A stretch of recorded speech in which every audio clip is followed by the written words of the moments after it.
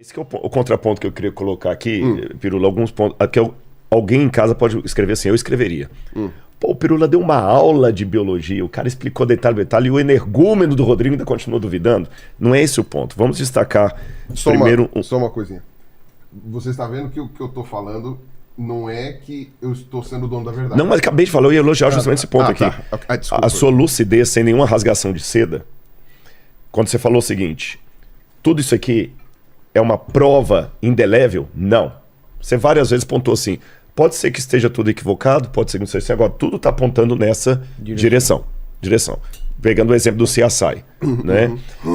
Tudo está indicando que o fulano de tal é o assassino, que eu tenho o DNA dele, mas há muitos casos em que todas as evidências se equivocaram. O ponto que eu pego aqui é o seguinte, com base em tudo isso que falou, você vê que a prova maior que a coisa não é uma certeza absoluta, além do que você já deixou muito claro aqui, é que o próprio método, ele não se propõe ser uma prova da evolução, ele já parte do pressuposto da hipótese evolucionista. Da hipótese que você vai colocar evolucionista. Ali, exato. No caso, eu nem colocaria, nesse caso aqui, eu nem colocaria como só a hipótese evolucionista. Eu diria assim, a hipótese de que as aves são um tipo de dinossauro. Digamos, sabe, fazendo uma hipótese mais restrita.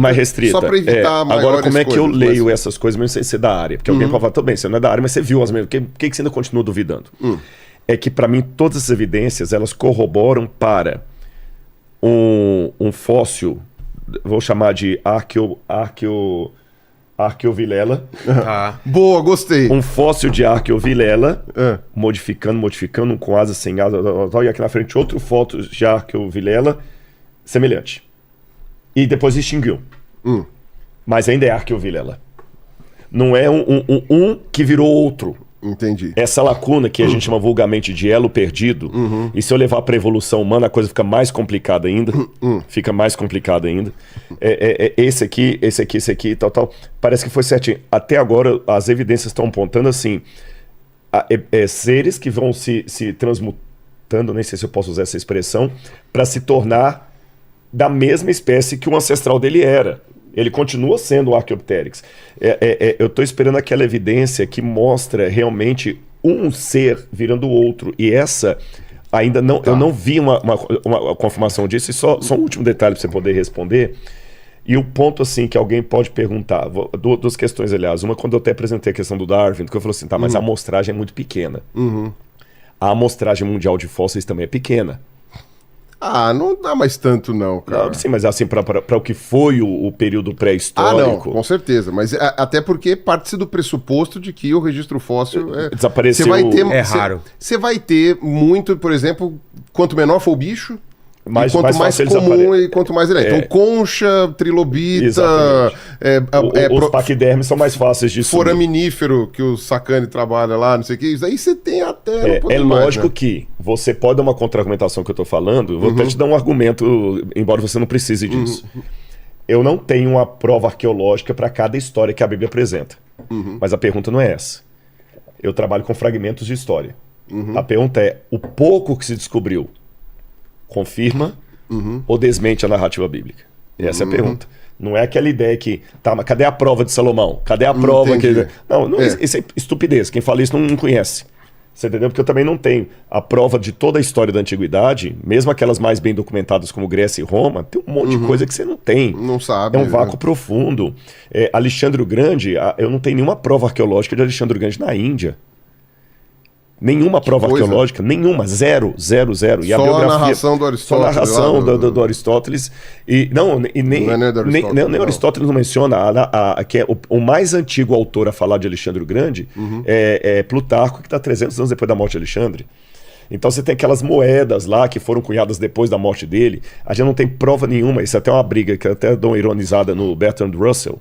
Que o Bertrand Russell falava que para que os crentes ficam preocupados com Jesus? Nós temos que enaltecer Pitágoras. Pitágoras é que é um homem que tem...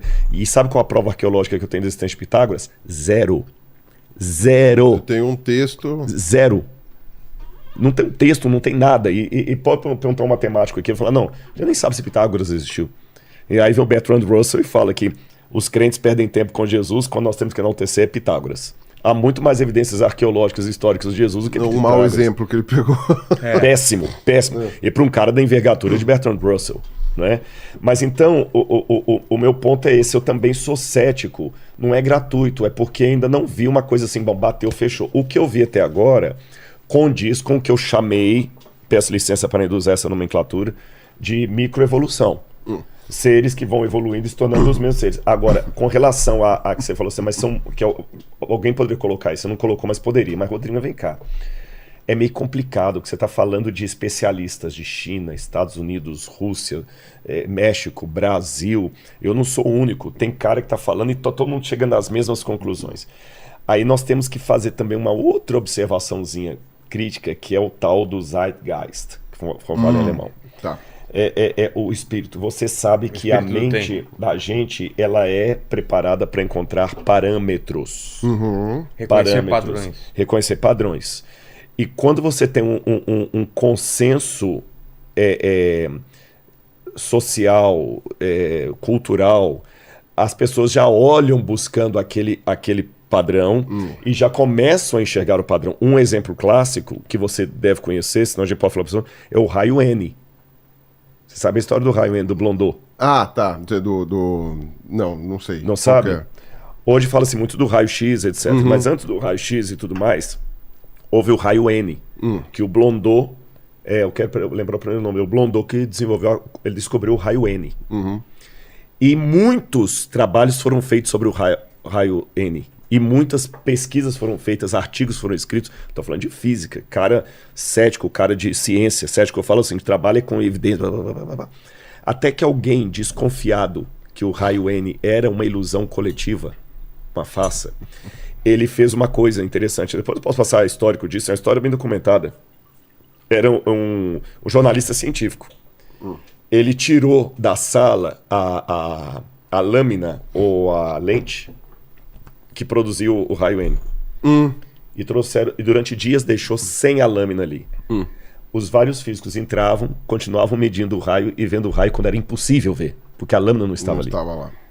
Somente depois disso, provaram que o raio N era uma grande besteira, mas até isso aí tinha muito físico defendendo o raio N e em pontos diferentes, sabe? Então esse detalhe assim de a maioria tá, porque teve uma época também que a maioria falava de Bíblia.